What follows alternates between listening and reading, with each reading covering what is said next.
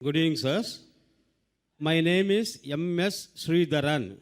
I am a bank officer and I have been earning my salary from my bank, from the bank's main income, that is interest. I have some Muslim friends who have reservations, even taking a food or tea from my home, assuming that my source of income is from the main interest income of the bank. Please clarify if the interest as mentioned in the Holy Quran is the same that the modern bank is practicing receiving or paying. One second, my question is incomplete, I'm sorry. And I have my own professional difficulty mobilizing deposits from my Muslim friends or lending loans to them also because they involve receipt or payment of interest. Please clarify the positions. The brother being a non-Muslim, he works in the bank. He asked a question that why do Muslims resist, don't come to his house because he's earning money from interest. What does Islam have to say about interest? And he finds the difficulty mobilizing fund from the Muslims. Brother, the Arabic word mentioned is riba. Riba means interest as well as usury. Some people, they think that riba does not mean interest, but it includes interest as well as usury. Interest, according to the dictionary, means money earned on money lent. And usury means exorbitant interest. Both usury and interest, both are prohibited. And the Quran mentions the word riba in no less than 8 different places.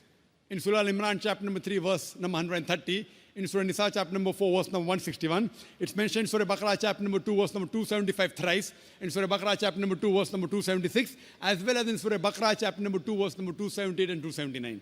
I'll just translate the last verse. Surah Baqarah, chapter 2, verse number 278 and 279 says that if you give up not your demands of riba, of interest, then take notice of a war from Allah and His Rasul. So anyone who deals with interest, gives interest or takes interest, he is waging a war with Almighty God Allah and with the Messenger Prophet Muhammad Sallallahu Alaihi Wasallam. It is one of the major sins in Islam. One of the major sins. And one of these says, one of the lower level of interest is equivalent to doing zina, adultery with your mother. Now what is the logic behind it? You can hear my talk on interest-free economy promulgated by the Quran. It's a big talk. Logically for me to prove to you why interest is haram, it will take a few hours, which will not be possible now. But in short, the reason interest is prohibited because it makes a rich person more rich and a poor person more poor. And furthermore, interest encourages many evils. Like if you know in the 80s, most of the bank, they funded gambling dens, they funded alcohol bars, etc. In Islam, we believe in profit and loss sharing.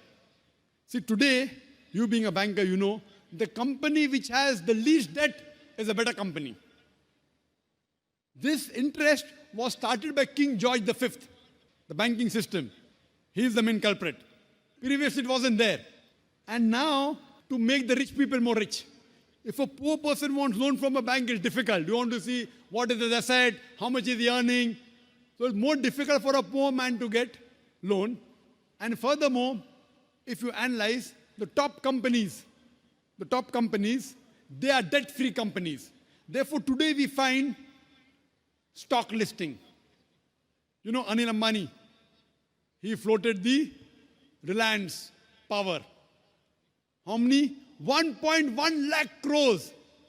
You got 100 times more than what he wanted. No bank would have given him so much money. What he did? He floated stock. What is stock? It is Islamic system, profit and loss sharing. Correct? In interest, it is haram because there are many negative factors. In Islam, we believe in profit and loss sharing. You know, you buy shares. You buy shares of a company. If you make profit, you get profit. If you make loss, you make a loss. It's not fixed, 8%, 9%. And the other person makes a lot of money. So what they do, they float shares. So if you buy stock of a halal company, as long as it's not alcohol company, it's not bank, it's not haram activity, it is Islamic. So we in Islam believe in profit and loss sharing.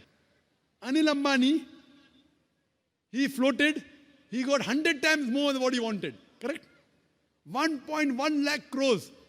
In 1 hour itself, He got more than 10 times than what he wanted. Why? People thought, okay, if I invest with Anil Ambani, I'll not get that fixed 8%, 9%, 10%. I'll make 20%, 30%, 50%.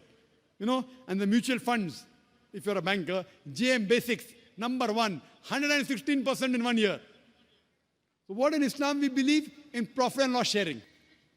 That's the reason riba, fixed interest, fixed amount on money earned on money lent is haram. For more details, refer to my video cassette, Interest-Free Economy Promulgated by the Quran. That's the reason if you change your bank from a conventional bank to Islamic bank, inshallah, you'll have Muslim customers.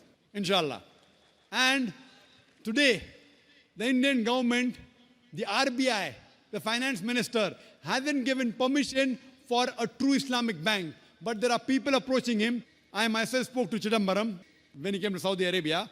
And there are high possibilities. Manmohan Singh, our Prime Minister, initially he was the finance minister. He understands finance better. There are high possibilities, inshallah. He's studying the system.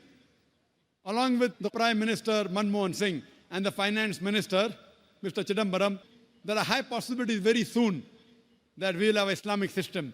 And you surely see to join an Islamic bank. That's the reason today Citibank has Islamic window. HSBC has Islamic window. Most of the international banks have Islamic window. Why? Because they find they'll make more profit and they'll give more profit to the clients. It is Islamic. So if we follow the Sharia, the Quran and Sahih Hadith, you also earn and you let others also earn. Hope that answers the question, brother. Thank you very much.